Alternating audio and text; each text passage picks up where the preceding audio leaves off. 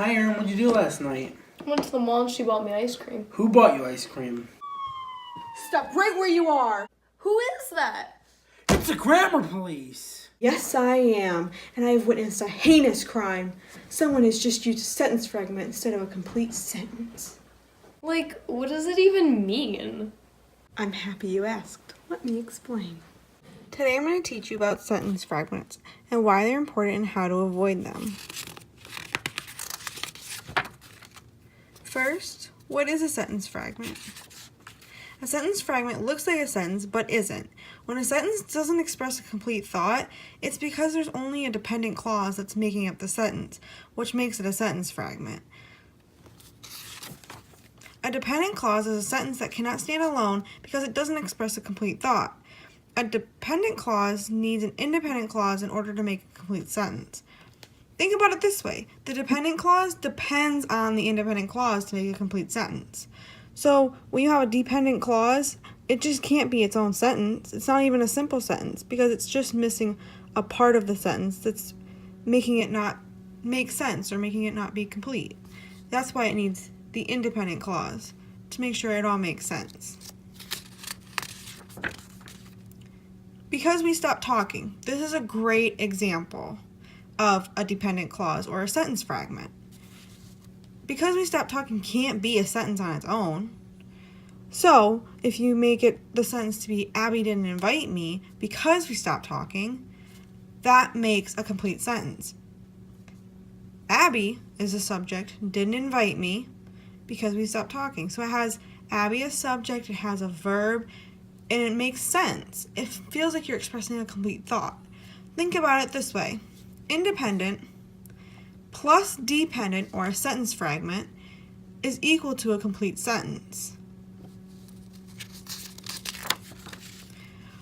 What makes sentence fragments confusing? Sometimes sentence fragments will look like and somewhat sound like a normal sentence, but while rereading it to help it make more sense, you'll discover that it's not a complete sentence and it just is a fragment of the complete thought.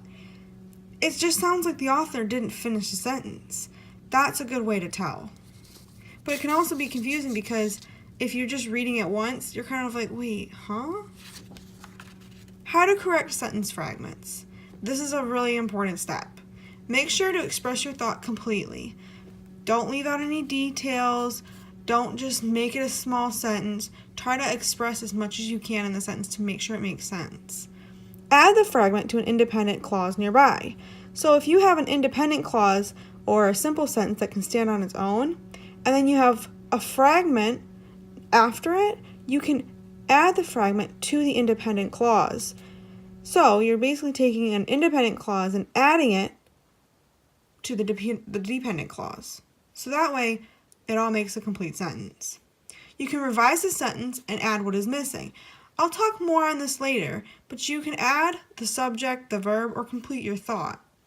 Rewrite the sentence completely so that it makes sense. Sometimes, instead of revising, it's good to just start over and just rewrite the sentence completely. So that way you make sure that you get the thought you wanted to come across correctly. Examples of corrected sentence fragments. The beginning of a sentence can also be a sentence fragment. While I walked across the stage.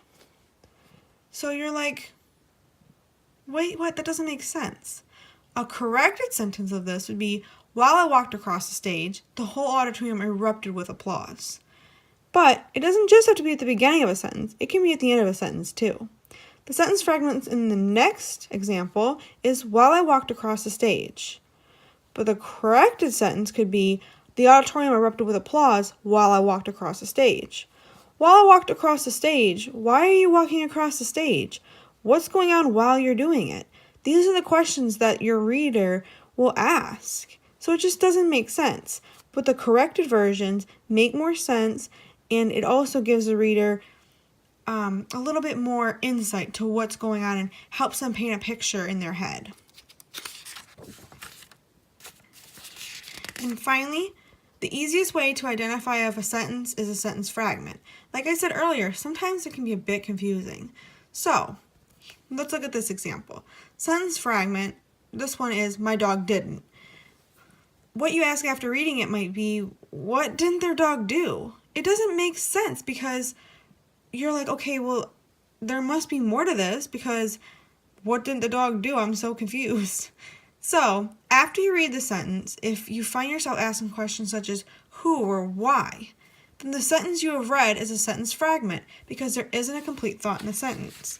If we go back and you see this, if you remember, we were like, wait, why are they walking across the stage? So, when you have to ask a question that's not answered in that sentence, that's how you know it's not a complete sentence and it is a sentence fragment that needs to be corrected. Now that you know what a sentence fragment is, let's start your conversation over. Hey, Aaron, what'd you do last night? Mom and I went to the mall and she bought me some ice cream. Oh man, I love ice cream. My work here is done.